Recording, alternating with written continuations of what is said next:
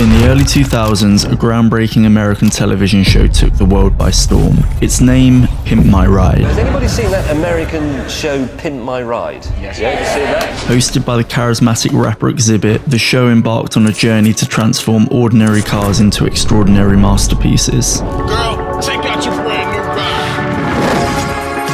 While some of the cars ended up less than perfect, Pimp My Ride undeniably became an iconic sensation within 2000s culture, firmly etching its place into the annals of automotive history. It epitomized the vibrant spirit of the PlayStation age, resonating with a new generation that had recently been introduced to import tuner culture through the release of the Fast and Furious films and Need for Speed Underground games. However, behind the scenes, controversy brewed. The scripted nature of the show and the subpar workmanship on the vehicles raised eyebrows. You can even see in the future with these things.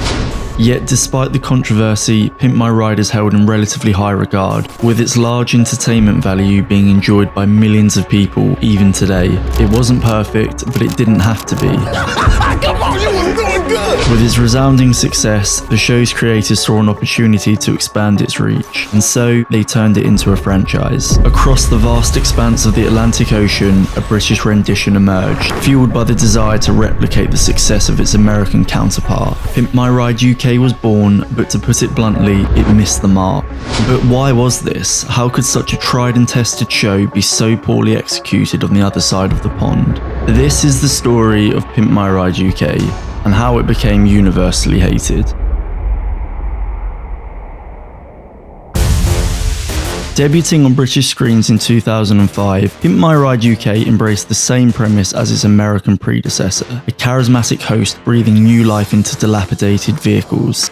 Westwood's got a Pimp My Ride UK style. With Xzibit very much being the face of the original Pimp My Ride, the casting of an equally good host for the British version was top of the agenda. However, the British public were presented with a peculiar blend of an aging DJ and a heavily Americanized script. But nowadays, I'm a big dog. All juxtaposed against the backdrop of an uninspiring set of vehicles and the melancholic grey skies that plagued British weather. The combination just didn't work, and viewers were left disappointed at the complete lack of appropriating the show for British audiences. The show was also marred by an overabundance of inappropriate and discomforting humour, rendering it all the more unsettling given the host's age and demeanour.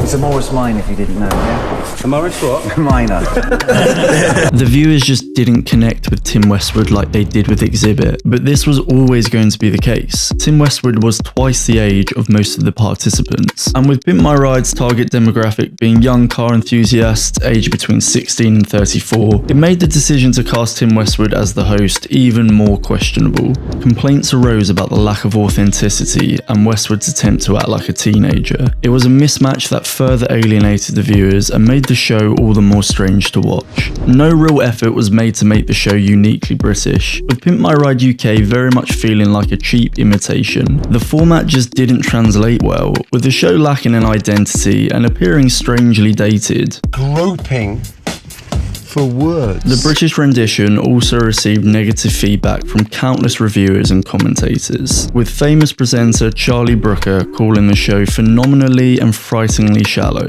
He would later add further criticism about the show's premise of modifying clapped-out vehicles, stating, "All of which happens for no discernible reason at all. It's pure bling in action, the celebration of gaudy, self-aggrandizing, shallow, meaningless shit for its own barefaced sake." The negative press from the British media definitely didn't help the show's credibility. Like all automotive shows in the 2000s, Pimp My Ride was very much in the shadow of Top Gear, a show celebrated for its exceptional car content and the chemistry between its hosts. Pimp My Ride UK felt contrived. The forced bonding between the host and the participants became difficult to watch. Who's your daddy? The viewers yearned for a more authentic and respectful experience. Tim Westwood and the UK team just couldn't match the charisma that Xzibit and the West Coast Customs crew had. And yet, even with these flaws, Pimp My Ride UK was MTV's most successful show in Britain, with over 500,000 people tuning in every week, and with viewing figures beating rival channels like BBC One, BBC Two and E4.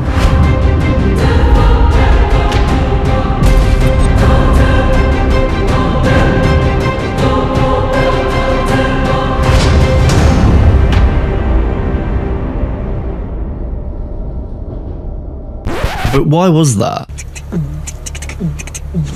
Well, Britain was in the middle of the max power craze, with interest in modified cars and automotive culture at an all-time high. Personal vehicle modification felt like a pastime any young enthusiast could become involved with the majority of cars young people owned being entry-level 90s-made vehicles with relatively few components which were simple to work on. The Citroen Saxo, available from just $6,995. Britain's youth had an insatiable appetite for modified cars and automotive culture, and for many, Pimp My Ride was the embodiment of that.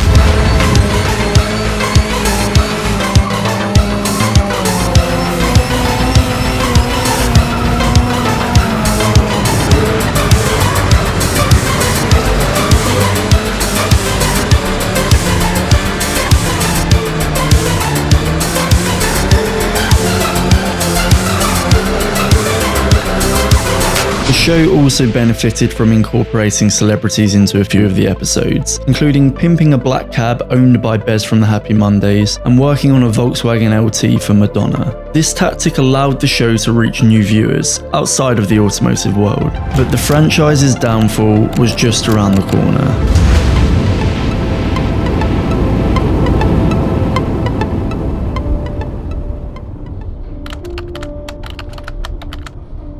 Wall Street has seen very, very few days like this. The mortgage crisis has now taken down two of the biggest names, the most storied $300 million.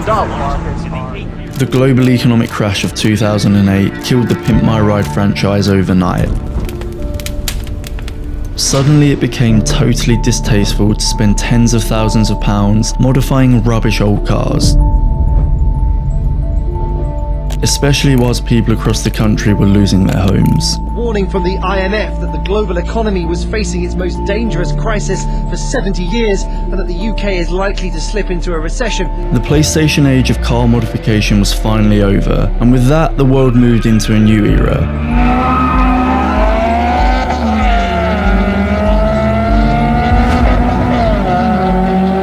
One where the youth were less interested in modifying vehicles. And just like that, Pimp My Ride UK was no more, with only 23 episodes being produced, 50 less than its American predecessor.